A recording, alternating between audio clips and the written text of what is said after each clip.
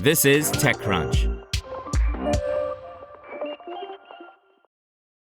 The Trump administration has finally issued new guidance that states can use to dole out $5 billion in funding for electric vehicle charging infrastructure after spending months withholding the money. A coalition of states sued over the funding freeze in the National Electric Vehicle Infrastructure, or NEVI program, which was one of the administration's many attempts to stop funding appropriated by Congress at the start of Donald Trump's second term. A judge ruled back in June that those states were likely to succeed and issued an injunction against the administration's spending freeze.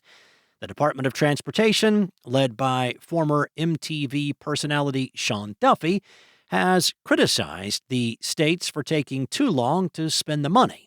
As of May, around 84% of the $5 billion authorized as part of the bipartisan infrastructure law was still waiting to be obligated, and only a few dozen chargers had been built. Duffy and the DOT also claimed the funding was only halted while a review process was performed to ensure the NEVI program aligned with the administration's priorities. A new press release issued on Monday reveals what that entails. Unsurprisingly, the new guidance focuses on simplifying the review process for the charging stations. Now, this means states will no longer have to consider consumer protections, emergency evacuation plans, environmental siting, and other previously required steps before construction could begin. The DOT has also removed requirements that a certain percentage of the charging stations be built in rural, underserved, or disadvantaged communities. The DOT further removed language from the guidance requiring that proposals for the funding demonstrate how the implementation will promote strong labor, safety training, and installation standards.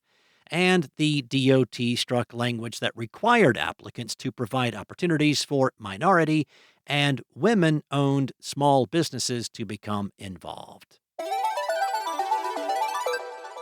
The U.S. Department of Justice announced on Monday it has seized the servers and $1 million in Bitcoin from the prolific Russian ransomware gang behind the BlackSuit and Royal malware.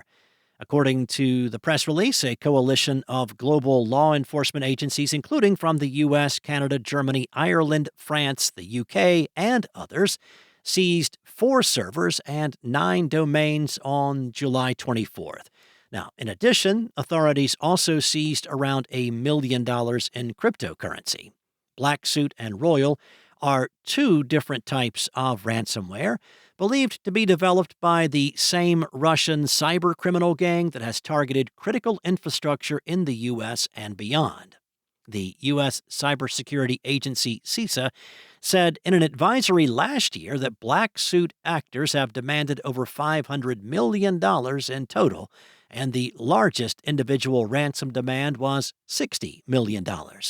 Assistant Attorney General for National Security John Eisenberg said in a press release that the BlackSuit ransomware gang's persistent targeting of U.S. critical infrastructure represented a serious threat to U.S. public safety.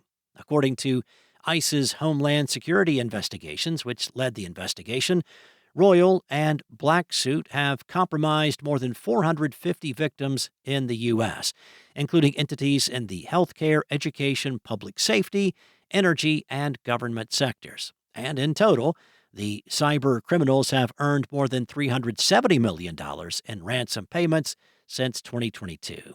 The Bitcoin was recovered from a digital currency exchange account whose funds were frozen in January of last year.